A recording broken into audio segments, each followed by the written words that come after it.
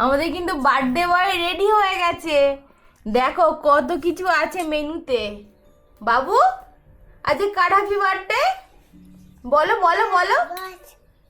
Birthday boy পায়েস খাবে না, খাবে হচ্ছে পাঁপড়। কার হ্যাপি বার্থডে বলো? বাবুর হ্যাপি বার্থডে। আর এই পাঞ্জাবিটা পছন্দ হয়েছে? কে দিয়েছে পাঞ্জাবিটা? ও বাবা, ঠাম্মি দিয়েছে।